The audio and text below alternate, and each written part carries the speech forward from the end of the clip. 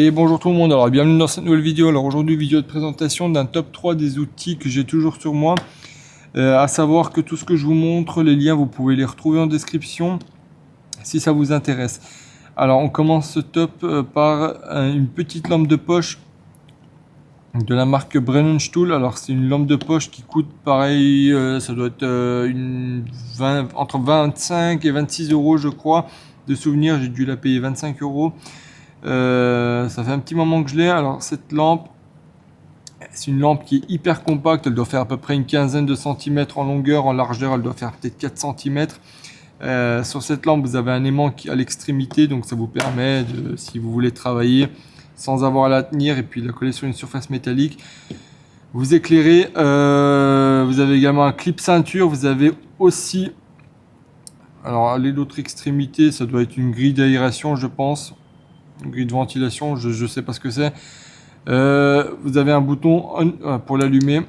Donc là, on est à 200 lumens, c'est ce qui est indiqué par le constructeur au niveau de la luminosité. Si vous appuyez une deuxième fois, vous baissez la luminosité. Une troisième fois, vous la baissez encore. Une quatrième fois, vous avez une lumière rouge, mais pareil, je m'en sers perso pas du tout. Et une quatrième, une lumière pour dire SOS, voilà, j'ai des problèmes. Enfin, franchement, je vois pas l'intérêt de la lumière. Je m'en sers pas personnellement, mais bon, elle a lieu d'exister.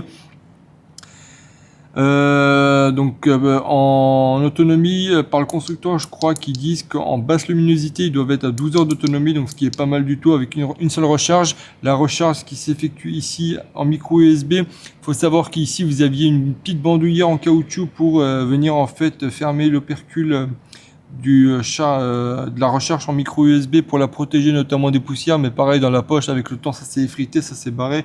C'est peut-être le seul point négatif qu'on pourrait trouver à cette lampe. Et si on cherche encore, enfin si on va encore plus loin, peut-être avoir une recharge en USB-C, ça aurait été pas plus mal. Donc une petite lampe, voilà, de la marque Brennenstuhl, super bonne marque. Le corps, pareil, il est en aluminium brossé, hyper agréable au toucher. Pareil, super bien de l'avoir sur soi à chaque fois. Deuxième produit que je tenais à vous montrer, c'est un petit couteau de poche de la marque Milwaukee. Alors le couteau, il coûte pareil, il doit coûter dans les vingtaines d'euros je crois. Donc c'est un couteau qui est censé qui s'ouvre à une main, pardon, voilà. Ils appellent ça fastback, donc voilà, pour dire que ça s'ouvre à une main.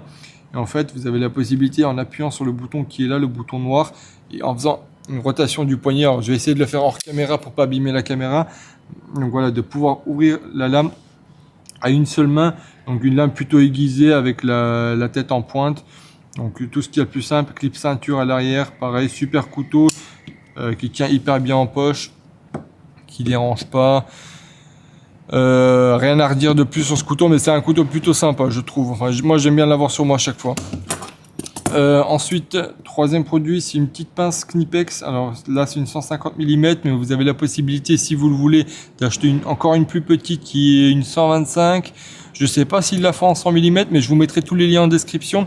Et vous avez, si vous voulez, vraiment, vous avez une toute mini. Pareil, je l'ai pas sous la main, je l'ai montré dans une dernière vidéo, mais pareil, celle-là, la toute mini, elle doit coûter même plus cher que celle-là. Elle doit être à 26 euros la toute mini, et celle-là, elle doit être à une vingtaine, entre 20 et 25 euros, je crois. Pareil, c'est une petite pince que vous pouvez avoir sur vous sans avoir à vous trimballer la 250 mm qui est énorme, enfin qui est énorme, qui est, on va dire, la taille standard, mais pareil, qui dérange dans une poche.